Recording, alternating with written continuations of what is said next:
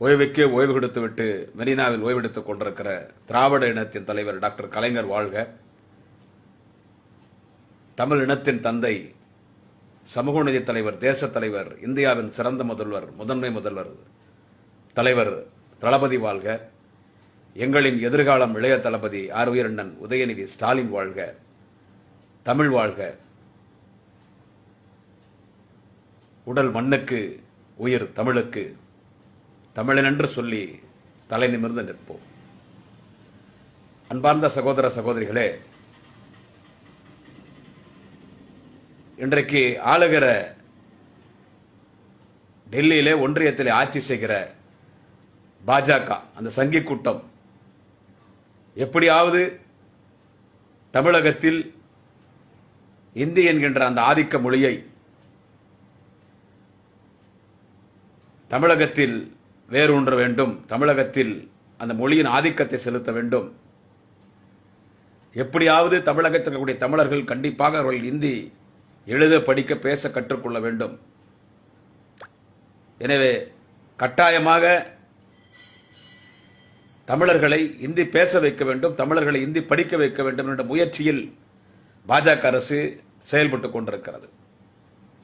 அதை ஒரு 2 ஆண்டுகளுக்கு முன்பு மாண்புமிகு மத்திய உள்துறை அமைச்சர் மரியாதைக்குரிய திரு அமித்ஷா அவர்கள் இந்தி கட்டாயமாக்கப்படும் என்று கூட அவர் பேசினார்.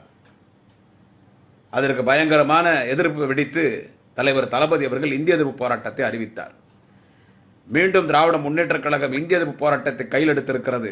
இந்த நாடு தாங்காது என்று மிரண்டு போன ஒன்றிய அரசு அன்றிருந்த மரியாதைக்குரிய தமிழகத்தினுடைய ஆளுநர் பன்வாரிலால் புரோஹித் அவர்களிடம் முதலமைச்சர், எதிர்க்கட்சி தலைவர், அன்றைய எதிர்க்கட்சி தலைவர், இன்றைய முதல்வர், எதிர்க்கட்சி தலைவர் திரு மு க ஸ்டாலின் அழைத்து அவரை சமாதானப்படுத்துங்கள், இந்தியை திணிக்க மாட்டோம், இது தெரியாமல் அமித்ஷா பேசிவிட்டார். எனவே திராவிட முன்னேற்ற கழகத்தின் சார்பில் திரு மு க ஸ்டாலின் அறிவித்திருக்கிற இந்திய எதிர்ப்பு போராட்டத்தை வாபஸ் பெற சொல்லுங்கள் என்று சொல்லி கவர்னர் அவர்கள் தலைவர் தளபதி அவர்களை, நீங்கள் கவர்னர் மாளிகைக்கு வாருங்கள், உங்களிடத்தில் பேச வேண்டும் என்று சொல்லி அன்றைய எதிர்க்கட்சி தலைவருடைய முதல்வர் தலைவர் தளபதி அவர்கள் அழைத்து, ஏதோ அமித்ஷா தெரியாமல் பேசிவிட்டார், இந்தியை திணிப்போம் என்று, இந்திய அவசியமா, இந்தியம் கட்டாயம் என்று. எனவே அதை அவர் வாபஸ் பெற்றுக் கொண்டார். நீங்கள் அறிவித்திருக்கிற இந்திய எதிர்ப்பு போராட்டத்தை வாபஸ் பெற்றுக் கொள்ளுங்கள், அந்த போராட்டத்தை நடத்தாதீங்கள் என்று அன்றைய ஆளுநர் மரியாதைக்குரிய பன்வாரிலால் புரோஹித் அவர்கள் தலைவர் தளபதியிடத்தில் வேண்டுகோள் வைத்த காரணத்தால் இந்த போராட்டத்தை ஒத்திவைக்கிறோம் என்று சொன்னார். போராட்டத்தை ரத்து செய்ய என்று சொல்லவில்லை. ஒன்றிய அரசு ஆளுநர் மூலமாக நாங்கள் இந்திய தமிழகத்தில் திணிக்க மாட்டோம் என்று உத்தரவாதம் தந்திருக்கிற காரணத்தால் இந்த போராட்டத்தை, இந்திய எதிர்ப்பு போராட்டத்தில் திமுகவின் சார்பில் நான் அறிவித்திருக்கிற இந்த இந்திய எதிர்ப்பு போராட்டத்தை ஒத்திவைக்கிறேன் என்றுதான் சொன்னார். சரி, அரசாங்கத்தின் மூலமாக அரசாணை பிறப்பித்து, அதாவது அரசாணை வெளியிட்டு கவர்மெண்ட் ஆர்டர் போட்டு இந்தியை திணிக்க முடியாது, முன்வாசல் வழியா வர முடியல, பின்வாசல் வழியா வரலாம். அதனால இப்ப என்ன பண்றாங்கன்னா, மரியாதைக்குரிய பாரத பிரதமர் மோடி அவர்களை பற்றி பெருமையாக பேசுவது, யார் பேசினால் அது பிரபலமடையும், சினிமா நடிகர்கள், பிரபலங்கள் இருளை வைத்து பேச வைப்பது. மரியாதைக்குரிய இளையராஜா அவர்கள் பேசினார், அதை குறித்து நான் இங்க பேச வரவில்லை, அது அவருடைய சொந்த கருத்து, அது குறித்து யாரும் பேசக்கூடாது என்று முதலமைச்சர் தலைவர் தளபதி அவர்களும் இளைஞரணி செயலாளர் எங்கள் எதிர்காலம் அண்ணன் உதயநிதி ஸ்டாலின் சொல்லியிருக்கிறார். அது அவருடைய தூண்டுதோல் தான். சரி, அதற்குள்ளே நான் வர விரும்பவில்லை. அதன் பிறகு தொடர்ச்சியாக பாக்யராஜ் அவர்களை வரவேற்ற நிகழ்ச்சியில பேச வைத்தார். அதன் பிறகு எதிர்ப்பு வந்தவுடன் 1000 தான் இருந்தாலும் பாக்யராஜ் ஒரு தமிழர், நான் தவறாக பேசிவிட்டேன், மன்னித்துடுங்கள் என்று மன்னிப்பு கேட்டுக்கொண்டார். அதற்கடுத்து எங்கள் உதயசூர சின்னத்தில் நின்று வெற்றி பெற்ற பெரம்பலூர் நாடாளுமன்ற உறுப்பினர் பாரிவேந்தரை வைத்து ஒரு அறிக்கை வெளியீடு செய்தார். தொடர்ச்சியாக இப்போ நேற்றைக்கு மரியாதைக்குரிய நடிகை, புலம்பெரும் நடிகர் சாரு ஹாசனுடைய மகள் நடிகர் கமல்ஹாசன் அவர்களுக்கு தங்கை முறை நடிகர் சுஹாசினி, அவர் நேற்றுக்கு அறிக்கை வெளியிட்டிருக்கிறார். என்னவென்று கேட்டால், இந்தி பேசக்கூடியவர்களெல்லாம், அதாவது இந்திய தாய்மொழியாக கொண்ட இந்தி பேசக்கூடியவர்கள் அனைவரும் மிகவும் நல்லவர். எனவே நாம் தமிழர்கள் இந்தி கற்றுக்கொண்டு அவரிடத்தில் பேச வேண்டும். அவங்க சொல்ற கான்செப்ட் உங்களுக்கு புரியுதுங்களா? நடிகை சுஹாசினி, சகோதரி சுஹாசினி அவர்கள் அந்த மாதிரி என்ன சொல்றாங்கன்னா, ஹிந்தி பேசுறவங்க ரொம்ப நல்லவங்களாம். யாரு? ஹிந்தி பேசுறவங்க ரொம்ப நல்லவங்களாம் அவங்க. அதனால நம்ம ஹிந்தி கத்துக்கின்னு அவங்கள்ட்ட நம்ம பழகணும்.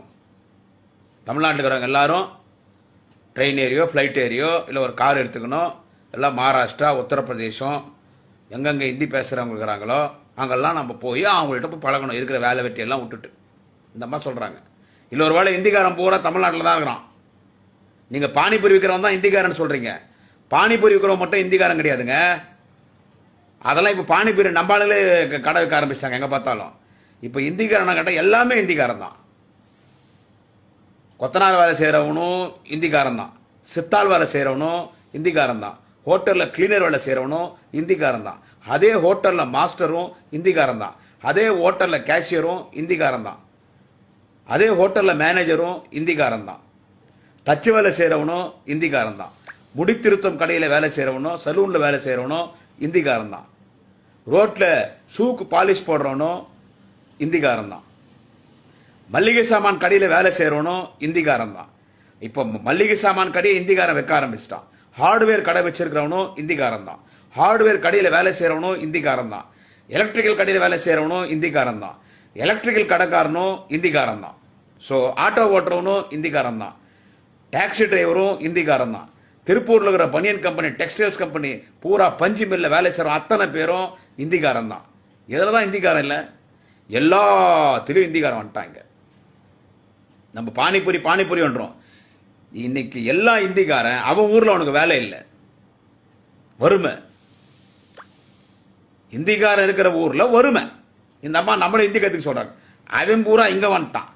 அவன் தான் இப்ப தமிழ் கத்துக்கணும். ஏன்னா நம்ம நாட்டில் வாழ்ந்துட்டு இருக்கான். ஹிந்திக்காரன் நல்லவனா. நடிகை சகோதரி சுஹாசினி சொல்றாங்க. இது அந்த அம்மா பேசல. இதெல்லாம் பிஜேபி இவங்களெல்லாம் விட்டு பேச வைக்கிறது. பிஜேபி இவங்களெல்லாம் விட்டு பேச வைக்கிறது. ஹிந்தி நீங்க கத்துக்கங்கன்னு சொல்லி. நான் ஏன் ஹிந்தி கத்துக்கிட்டோம்? நாங்க ஏன் ஹிந்தி கத்துக்கணும்? ஹிந்திக்காரர் ரொம்ப நல்லவன் இந்த அம்மா சொல்லி. ஹிந்திக்காரன் நல்லவன். அவன் பூரா இப்போதான் தலைவர் தளபதி அவர்கள் தமிழ்நாட்டின் முதலமைச்சராக பொறுப்பேற்ற பிறகுதான் வட மாநிலத்தில் வரக்கூடிய திருடர்களுடைய எண்ணிக்கை இன்னைக்கு இல்ல. திருடன் இன்னைக்கு அவன் திருடறதில்ல. இதுக்கு முன்னால் ஹிந்திக்காரெல்லாம் என்ன வேலை பார்த்தான் தெரியுமா? எங்க நடிகை சுஹாசினி அவர்களுக்கு சொல்றேன். ஏதோ பிஜேபி கொடுத்த அஜெண்டா, அவங்க பிஜேபிக்காரர் ஏதோ சொன்னது நீங்க பேசுறீங்க. ஹிந்திக்காரன் என்ன வேலை பார்த்தான் தெரியுமாங்க? பூரா திருடன் யாருன்னு கேட்டா ஹிந்திக்காரன் தான் திருடன். தீரன் ஒரு படம் வந்துச்சு பாருங்க. நடிகர் கார்த்தி அவர்களும் போஸ் வெங்கட் அவர்களும் நடித்த படம், அருமையான படம். அந்த படத்தை பார்த்தீங்கன்னா தெரிஞ்சுக்கலாம். லாரி ஓட்ட வர மாதிரி, வேலை வர மாதிரி, கம்பளி பெட்ஷீட் விற்கிற மாதிரி இந்திக்காரன் பூரா இங்க வருவான். பகல்ல எல்லா வீடு நோட்டம் விட்டு நைட்ல திருடுவான், கொலை பண்ணுவான். அதிமுக ஆட்சியில வடமாநில இந்திக்காரருடைய திருடர்கள், முகமுடி திருடர்கள், கொள்ளைக்காரர்களுடைய அட்டகாசம் அதிகரித்தது. அது இன்றைக்கு திராவிட முன்னேற்ற கழகம் ஆட்சி தலைவர் தளபதி முதலமைச்சராக பொறுப்பேற்ற பிறகுதான் இந்திக்காரனுடைய அந்த திருட்டு இன்னைக்கு இங்க அவனால் செய்ய முடியல. சட்ட ஒழுங்கு இன்றைக்கு திமுக ஆட்சியில இன்றைக்கு சீராக இருக்கிறது. இன்னைக்கு வட மாநிலத்தில் பிஜேபியில் கூட பிஜேபி ஆட்சி செய்யக்கூடிய அந்த இந்திக்காரன் எவ்வளவு அக்கிரமம் பண்றான், அட்டூழியம் பண்றான். அவனை போய் பார்த்து இவங்க சுஹாசினி நல்லவங்கன்னு சொல்றீங்களே, ஒன்னும் புரியல. நீங்க தமிழர் தானே, நீங்க ஒன்னும் வட மாநிலத்தை வந்த நடிகை கிடையாது. நீங்க ஒன்னும் மும்பையில இருந்தோ, மகாராஷ்டிரால இருந்தோ, இல்ல கர்நாடகால இருந்தோ, கேரளால இருந்தோ, ஆந்திரால வந்த நடிகை நீங்க கிடையாது. அவங்க எல்லாம் இன்னைக்கு தமிழர்களா மாறிட்டாங்க. அப்படிதான் வட மாநிலத்திலிருந்து தமிழ்நாட்டுக்கு நடிக்க வந்தவங்க, கேரளால இருந்து வந்தவங்க, ஆந்திரால இருந்து வந்தவங்க, கர்நாடகால வந்தவங்க, அவங்க எல்லாம் இன்னைக்கு சுத்தமா தமிழர்களா மாறி அவங்க தமிழுக்கு குரல் கொடுக்கறாங்க. அவங்க தமிழ்ல பேசுறாங்க. ஆனா நீங்க தமிழ்காரு, உங்க அப்பா சாரவாசன், அவர் நல்ல தமிழ் பற்றாளர்.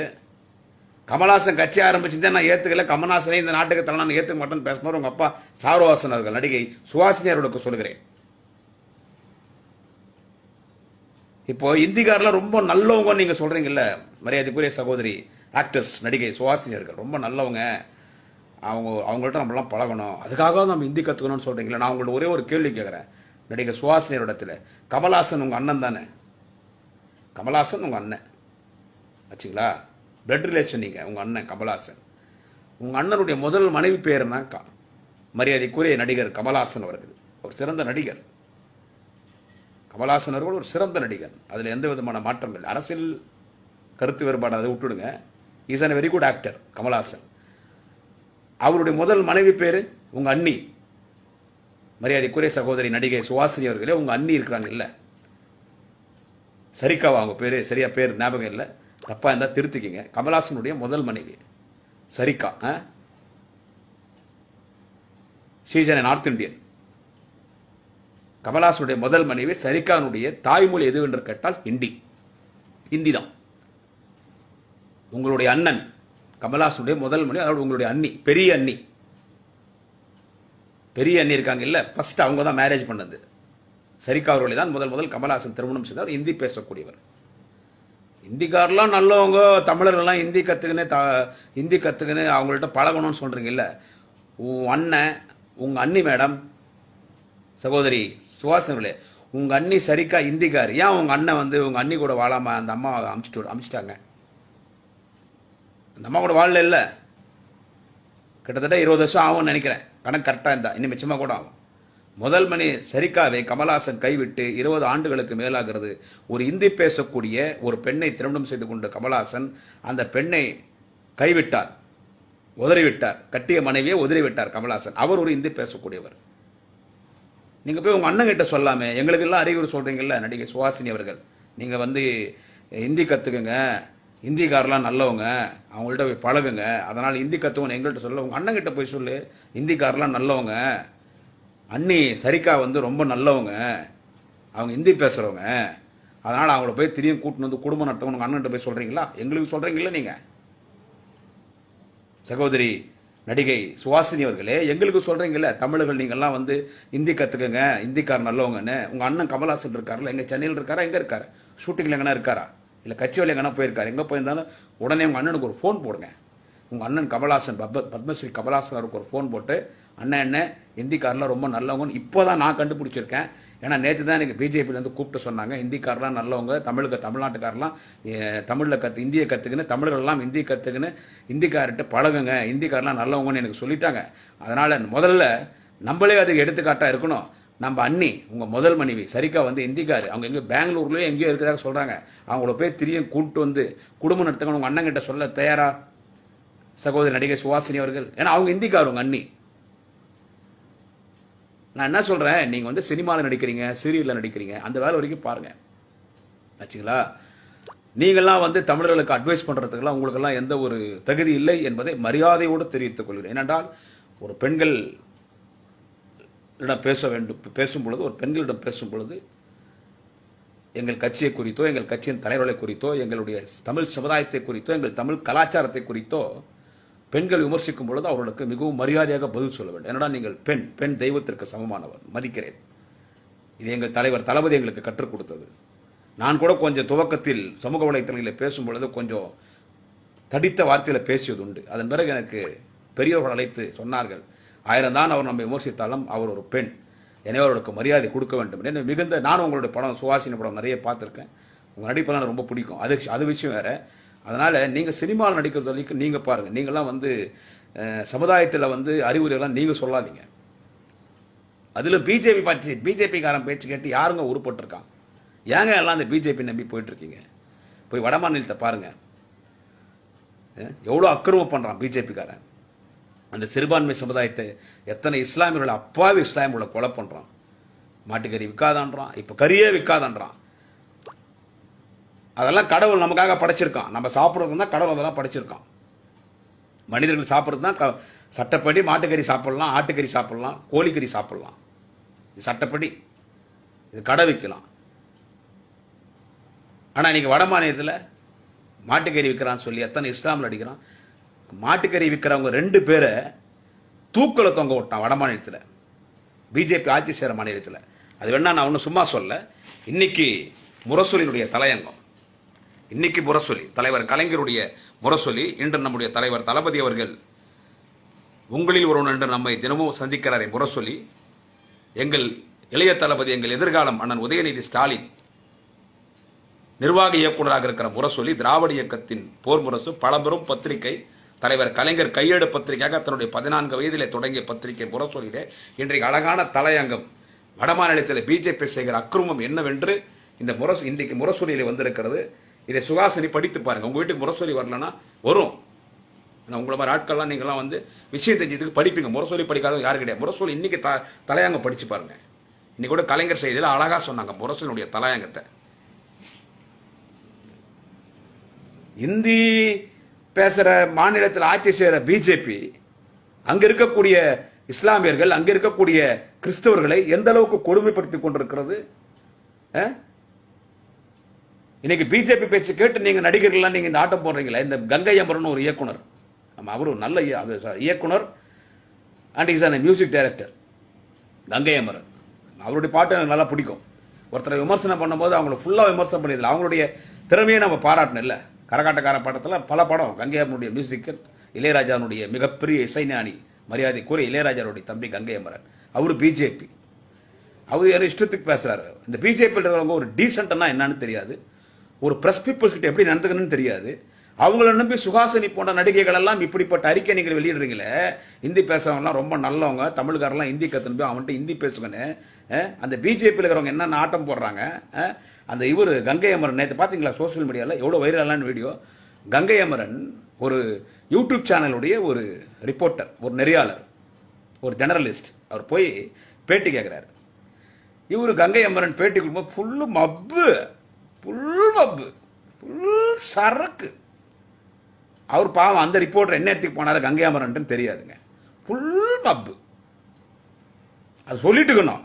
இந்த மாதிரி பத்திரிகையாளர் பேட்டி கேட்க வரும்போது சொல்லிட்டுக்கணும்ப்பா, நான் சரக்கு போட்டுக்கிறேன், இது எனக்கு சரக்கு போடுற டைமு, இன்னத்துக்கெல்லாம் நான் பேட்டி கொடுக்க முடியாது, தெளிஞ்ச பிறகு நாளைக்கு வா ஃப்ரெஷ்ஷாக உங்களுக்கு பேட்டி கொடுக்கணும் உனக்கு சொல்லி அனுப்பிச்சிட்டுக்கணும். அது உங்கள் பர்சனல் லைஃப், அதெல்லாம் நம்ம யாரும் தலையிடக்கூடாது, அவங்க சொந்த பழக்கம் அதெல்லாம்.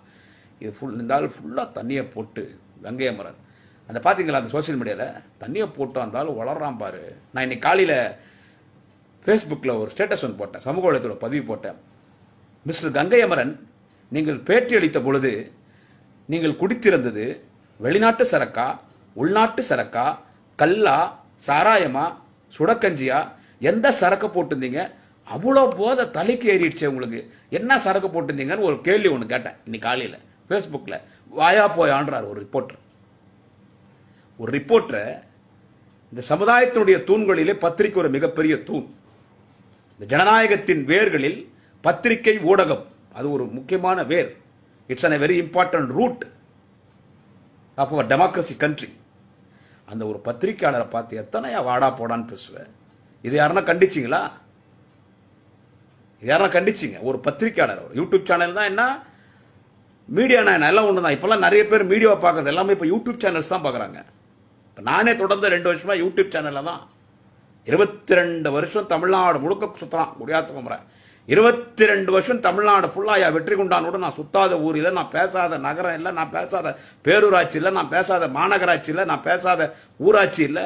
தமிழ்நாடு ஃபுல்லா 10 ரவுண்டு வந்திருப்பேன். கிட்டத்தட்ட இந்த வயசுல 6000 மீட்டிங் பேசிட்டு இருப்பேன். அவ்வளோ பேசி எனக்கு ஒரு ஃபெமிலியாரிட்டி கிடைக்காது. 2 வருஷத்துல இந்த ஃபேஸ்புக்ல யூடியூப் சேனல்ல பேசின தான் ஒரு ஃபெமிலியாரிட்டி கிடைச்சிச்சு. So YouTube channel sir very very important, social media sir very very important. இப்படி இருக்கும்போது ஒரு யூடியூப் சேனல் ரிப்போர்ட்டர் போய் பேட்டி கேட்கும்போது வாடா போடா எவ்வளவு அநாகரிகமா மரியாதை இல்லாம ஒரு பத்திரிகையாளரை பார்த்து கங்கை அமரன் குடிச்சிட்டு போதையில் இருந்தாலும் கேட்கிறாரு. இது யாருன்னா கண்டிச்சாங்களா? இதெல்லாம் மிஸ்டர் அண்ணாமலைக்கு தெரியாதா? அவர் இலங்கைக்கு போய்கிறாரு. அவரு சொல்றாரு அண்ணாமலை, நான் எப்படி ஸ்ரீராமச்சந்திரன் இலங்கைக்கு செல்வதற்கு பாலம் கட்டும் பொழுது அணில் எப்படி உதவியதோ அதுபோல் அணில் போல் இலங்கை மக்களுக்கு உதவுவதற்கு நான் பாஜகவின் பிரதிநிதியாக வந்திருக்கிறேன். இவர் அணிலாம் இலங்கைக்கு போகிறாராம். அதுக்கு என்ன உதாரணம் சொல்றார் பார், respected Tamil Nadu BJP president mister Annamalai. அதாவது இவர் அணிலாம்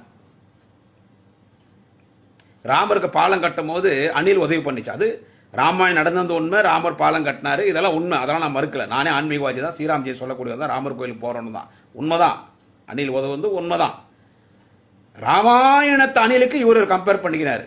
சரி, நான் அப்போ அண்ணாமலையை கேட்கிறேன், அண்ணன் என்னோட வயசு சின்னவர் தான், சரி சகோதரர் அண்ணாமலை, நீங்க அணில் போல் ராமர் பாலம் கட்டும் பொழுது அணில் உதவியது போல் இலங்கை மக்களுக்கு உதவுவதற்கு நானும் அணிலாக வந்திருக்கிறேன், உங்களை அணிலுக்கு நீங்க கம்பேர் பண்ணீங்கல்ல, அப்ப அணில் உதவிச்சு இல்ல ராமருக்கு பாலம் கட்டும் போது.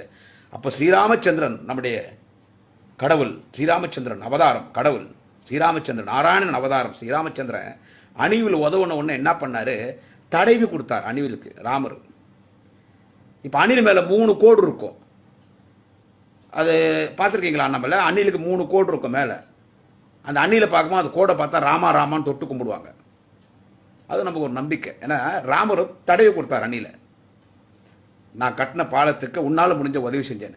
அப்போ ராமர் அணில தடவி கொடுத்த போது 3 கோடு விழுந்துச்சு அணில் மேல. இப்போ அணில் மேல 3 கோடு இருக்குது இல்ல, அது நம்ம கடவுள் ஸ்ரீராமச்சந்திரன் வந்து அணில பாராட்டி சபாஸ் பேஷன் தட்டுற மாதிரி தடவி கொடுத்த போது 3 கோடு வந்துச்சு. அப்போ உந்த 3 கோடு தான் அணிலுக்கு. எல்லா அணிலும் இப்போ 3 கோடோட தான் பிறகுது. இது ஒரு நம்பிக்கை, அது உண்மை. நான் பொய்ன்னு சொல்ல வரல, நான் நாத்திகம் பேசல. நான் ஆன்மீகவாதி. அண்ணாமலை அப்போ ராமர் வந்து அணிலுக்கு தடை ஊட்டும் போது 3 கோடு. இப்ப நீ அணிலா போய்க்கிறாங்க, அங்க போய் உதவி பண்ணிக்கிற. ஒரே ஒரு கடவுள் ராமர் தடவத்துக்கே 3 கோடு விழுந்துக்குது. இப்போ நீ இலங்கை மக்களுக்கே நீ உதவி பண்ணிக்கிற. எத்தனை மக்கள் உன்னை தடவை கொடுத்து பேஷ் பேஷ் தட்டி இருப்பாங்க. ஏதோ முதுகு காட்டு எத்தனை கோடுக்குது பார்க்கலாம். ஏயா உங்களுக்கு தான் பேச வருமா? எங்களுக்கெல்லாம் பேச வராது. பிஜேபி தமிழ்நாட்டில் பப்பு வேகாதுன்னு தெரிஞ்சு போச்சு. அது வேலைக்கு ஆகாத சமாச்சாரம். இந்தியில் இருக்கிற வட மாநிலத்தை சார்ந்தவனே இன்னைக்கு கூட பாரு, ஒருத்தர் பேசியிருக்காரு, ஒரு பாடகர் பேசியிருக்காரு, பேர் சரியா தெரியல. ஏதோ ஒரு நடிகர் தமிழ்நாட்டில் இருக்கிறவங்க எல்லாம் வந்து நீங்க ஹிந்தி கத்துக்கணும், சமஸ்கிருதம் கத்துக்கணும்னதுக்கு அந்த நடிகர் அந்த பாடகர் சொல்லியிருக்கிறார். உலகத்திலே மூத்த மொழி, மண் தோன்றா கல் தோன்றா முன் தோன்றிய மொழி, மூத்த மொழி தமிழ் மொழி. அகத்தியர் காலம் தொட்டு முதல், அகத்தியர்னா யார்? அகத்தியர் முனிவர் எத்தனையோ லட்சம் ஆண்டுகளுக்கு முன்பு இங்க வாழ்ந்தவர். அப்பவே தமிழ், அகத்திய தமிழ் இருக்கு. கீழடியில் இல்ல, அகழ்வாய் மையத்தில் கீழடியில போய் பாரு. அதுவே எத்தனையோ 1000 ஆண்டுகளுக்கு முன்பு. ஆங்கில மொழி எல்லாம் ஒரு சில 100 ஆண்டுகளுக்கு முன்பு. இதெல்லாம் ஒரு சில ஆண்டுகளுக்கு முன்பு. மூத்த மொழி இந்தியாவில், உலகத்தில் மூத்த மொழி தமிழ் மொழி. ஆக்ஸ்போர்ட் யூனிவர்சிட்டியில் பல்கலைக்கழகத்தில் ஆய்வு செய்த பொழுது உலகத்தில் மூத்த மொழி தமிழ் மொழி என்றான். 2000 ஆண்டுகளுக்கு முன்பு இறை தூதராக இறைவன் கர்த்தர் தோன்றினாரே, அவர் பேசிய மொழி ஹீப்ரு மொழி. அதற்கு முன்னே தமிழ் மொழி இருக்கிறது. எனவே தமிழுக்கு வரலாறு இன்னும் ஆராய்ச்சி பண்ணிட்டே இருக்கான். எவ்வளவோ பழமையான மொழி. Ancient language of this world is a Tamil. Ancient language, ஒரு பழமையான மொழி தமிழ். எங்களை போய் இந்தி கத்துக்க நான் என்ன சொல்றேன்? எந்த மொழிக்கும் திராவிட முன்னேற்ற கழகம் எதிரி இல்லை. இதை நான் தெளிவாக சொல்கிறேன். we are not enemy for any languages. எல்லா மொழிக்கும் ஒரு வரலாறு இருக்கிறது. உதகமண்டலத்திலே, ஊட்டியில மலைவாழ் மக்கள் பேசக்கூடிய ஒரு சில மொழி இருக்கிறது. படுகாஸ் என்று சொல்லக்கூடிய ஒரு சமுதாயம், அந்த சமுதாயத்தில் பேசக்கூடிய ஒரு மொழி. இன்னும் அங்கே அந்த மலையில 2-3 மொழி இருக்கு. அது அந்த மலையில மட்டும்தான் இருக்குது. அந்த மக்கள் அவங்க வெளியூர்ல இருந்து செட்டில் ஆகி அவங்களுடைய வட்டார உறவினர்கள் பேசலாம். அந்த மொழிக்கும் வரலாறு இருக்கு. கர்நாடகாவிலே உடுப்பி மாவட்டத்தில் மட்டும் பேசக்கூடிய ஒரு மொழி துளு என்கின்ற மொழி. துளு அது திராவிட மொழி. துளு வந்து பழமையான மொழி, ஆனா குறைந்த எண்ணம், ரொம்ப ரொம்ப லெஸ் குவான்டிட்டி. அந்த மொழிக்கு வரலாறு இருக்கு. அதே போல் கோவாவில, அந்தமானில் ஒரு சில இடத்துல மட்டும் பேசக்கூடிய கொங்குனி மொழி, அதுக்கு வரலாறு இருக்கு. எங்களை ஆதிக்கம் செய்கிற இந்தி மொழி, அதுக்கும் ஒரு வரலாறு இருக்கும். நாங்க இந்திக்கு எதிர்ப்பே கிடையாது. ஆனா நீ எத்தனை நீங்க திணிக்க பாக்குற பாரு, இந்திய எட்டும் தமிழ்நாட்டில் திணிக்க பாக்குற பாரு. திராவிட முன்னேற்ற கழகத்தின் 50 முழக்கங்களில் ஒரு முக்கியமான முழக்கம் இந்தி திணிப்பை என்றும் எதிர்ப்போம், ஆதிக்கமற்ற சமுதாயத்தை அமைத்தே தீர்வோம். திராவிட முன்னேற்ற கழகத்தின் 50 முழக்கங்களில் அது ஒரு முக்கியமான முழக்கம். இப்போ இந்தி எனக்கு படிக்கணும்னு ஆசைப்பட்டா நான் இந்தி படிக்கலாம். என்ன வந்து யாரும் கூப்பிட்டு கவர்மெண்ட் கூப்பிட்டு இந்தி படிக்காதுன்னு சொல்ல போறதில்ல. இந்தி எதிர்த்து ஆர்ப்பாட்டத்தை அறிவித்த தலைவர் தளபதி யாரு இந்தி படிக்காதீங்கன்னு எப்ப சொல்லியிருக்காரா? ஏன் 16 வயதில் திருவாரூர் வீதியிலே கையிலே தமிழ் கொடி ஏந்தி இந்தியனை தேடி வந்த பெண்ணே கேள், நீ நாடி வந்த கோலை உள்ள நாடு இதுவலை என 16 வயதிலே கால்சட்டை போட்ட மாணவனாய் தமிழ் கொடி ஏந்தி 16 வயதிலே இந்தி என்கின்ற ஆதிக்க மொழியை எதிர்த்தாரே தலைவர் கலைஞர். அவர் கூட இந்தியை விமர்சித்ததில்லை. இந்தி இங்க திணிக்காதன்னாரு. அன்னைக்கு முதல் பெரியார் இந்திய எதிர்ப்பு போராட்டம் நடத்தி பெண்களை அந்த போராட்டத்தில் ஈடுபட செய்து திருச்சியிலிருந்து சென்னை வரை நடந்தே சென்றார்கள் பெண்கள். பெரியார் கூட இந்தி எதிர்க்கல. இந்தி திணிப்பு தான். You don't force us. திணிக்காத, திணிப்பு தான் நாங்க வேணாம்னு சொல்றோம். இன்னைக்கு நாங்க ஜெயிச்சு இன்னைக்கு தமிழை செம்மொழியாக்கி உலக பல்கலைக்கழகம் எல்லாம் தமிழ் இருக்குது. இன்னைக்கு உலக அரசியல் அரங்கில் பேசப்படுகிற ஒரு வணக்கத்துக்குரிய மொழியாக, மதிக்கப்பட வேண்டிய ஒரு மொழியாக, உயரிய மொழியாக இருக்கக்கூடிய தமிழ் மொழி இருக்கிற போது நீ வந்து ஒரு நடிகையை விட்டு இங்க தமிழ்நாட்டில் வந்து ஹிந்தி பேசுறவங்கலாம் ரொம்ப நல்லவங்க, தமிழ்நாட்டுக்காரெல்லாம் ஹிந்தி கத்துக்கணும், இப்ப நாங்கெல்லாம் ஹிந்தி கத்து ஆத்தாயே ஜாத்தாயே காத்தாயே நாங்க ஹிந்தியில பேசணுமா? ஹிந்தி ஒண்ணு சொல்லிட்டா, ஹிந்தி வந்து ஒரு மொழி, நான் இஷ்டப்பட்டா நான் கத்துக்கலாம். இப்ப நான் ஹிந்தி பேசுவேன், எனக்கு ஹிந்தி தெரியும். சுஹாசினி அவங்க ஹிந்தி படத்துல நடிச்சிருக்காங்க, அவங்களுக்கு ஹிந்தி தெரியும். அந்த அம்மா சொல்றாங்க, ஒரு हिंदी चैनल பார்த்தேன், हमारा तमिलनाडु में हमारा तमिल वाला सब हिंदी सीखना है, तमिलनाडु में सभी तमिल वाला हमारा तमिल वाला हिंदी सीखना है, हिंदी सीखकर हमारा तमिल वाला तो हिंदी कौन कौन हिंदी बात करेगा वो सब हमारा रिश्तेदार है, हिंदी बात करना मेरा भाइयों बहनों है ना, वो हिंदी वाला वो सब हमारा रिश्तेदार है, वो सब अच्छा आदमी है, कौन कौन हिंदी बात करेगा वो सब अच्छा आदमी है, वो अच्छा आदमी है ना हिंदी वाला, ये तो बहुत बहुत अच्छा है, इसलिए वो हिंदी आदमी का पास हमारा तमिल वाला तो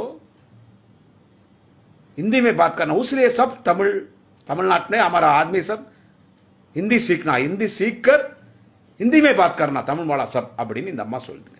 இதை நான் ஹிந்தியில பேசுறேன். நீ என்னடா இவ்வளவு பேச்சு பேசிட்டு நீ ஏன்டா ஹிந்தி பேசுறேன்னு கேக்குறியா? என் தலையெழுத்து நான் பெங்களூர்ல படிச்சேன். நாங்க பெங்களூர்ல படி 10th தான் படிச்சேன். நான் ஒன்றும் பெரிய படிப்பெல்லாம் படிக்கல. 10th எக்ஸாம் கூட எழுதல, டிஸ்கண்டினியூ வந்துட்டேன் தமிழ்நாட்டுக்கு. 92ல வந்துட்டேன், அதுக்கு பிறகு படிக்கல. அவ்வளவுதான் படிச்சிருந்தே. நம்ம லாங்குவேஜ் நம்ம குவாலிஃபிகேஷனே ஒன்லி 10th டிஸ்கண்டினியூ, அவ்வளவுதான். அப்போ அங்க ஹிந்தி படிக்க வேண்டிய ஒரு சூழ்நிலை அந்த ஸ்கூல்ல கம்பல்சரி. கூட படிச்சவங்க நிறைய பேர் நார்த் இந்தியன்ஸ் இருந்தாங்க, அதனால நான் ஹிந்தி பேசுவேன். அந்த அம்மா சொல்றாங்க ஹிந்தியில, நீங்க ஹிந்திக்காரில் ரொம்ப நல்லவங்க, எங்க தமிழ்நாட்டில் ஹிந்தி வெறுக்கிறாங்க, அதனால அவங்களாம் ஹிந்தி கத்துக்க சொல்றேன், கத்துக்க சொல்லணும் உங்கள்கிட்ட நான் ஹிந்தியில பேச சொல்றேன். இந்த அம்மா அப்படியே தேசத்தலைவர், இவங்க சொன்ன உடனே நாங்க வந்து ஹிந்தி கத்துக்கணும். அதனால நான் சொல்லிட்டேன், ஒரு பெண்களை அவமரியாதையாக பேசக்கூடாது. மரியாதைக்குரிய சகோதரி சுஹாசினி அவர்கள், நீங்க வேணா அரைகுறை ஹிந்தி தெரிஞ்சிருந்தா நீங்க நல்லா ஹிந்தி கத்துக்குங்க, ஹிந்தி பிரச்சார சபாக்கு போங்க, உங்க பசங்களுக்கு, உங்க புள்ள குட்டிங்க, உங்க வட்டார உறவினர்கள், நீங்களாம் பேசுவீங்க ஹிந்தி, பிராமின்ஸ் நீங்க பேசுவீங்க, அதெல்லாம் சிலி ஃபீல்டு இருக்கீங்களா, so you can speak all the languages very fluently just like our mother tongue. நீங்க எங்களை கற்று சொல்லாதீங்கம்மா.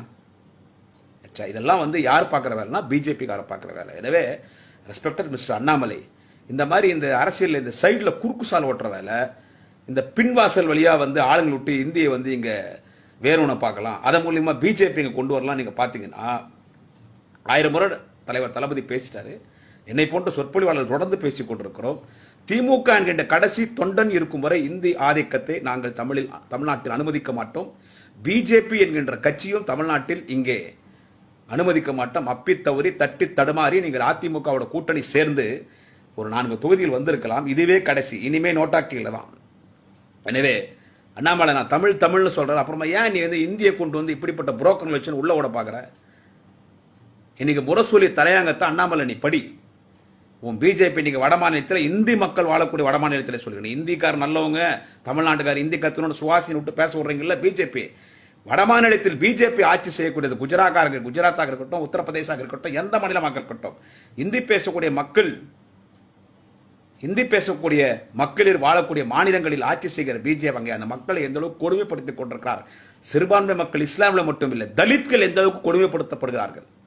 பிஜேபி ஆட்சி செய்கிற மாநிலத்தில் தலித்கள், பிஜேபியினரால் RSS ஆல் கொடுமைப்படுத்தப்படுகிற தலித்கள் தாய்மொழி எது என்று கேட்டால் இந்தி தான். உன் ஊர்ல இருக்கிற இந்திக்காரனே மதிக்கிறதுக்கு அங்க பிஜேபி காரனை தர, அப்புறம் ஏன்டா என்ன வந்து நீ இந்தி கத்துக்க சொல்ற?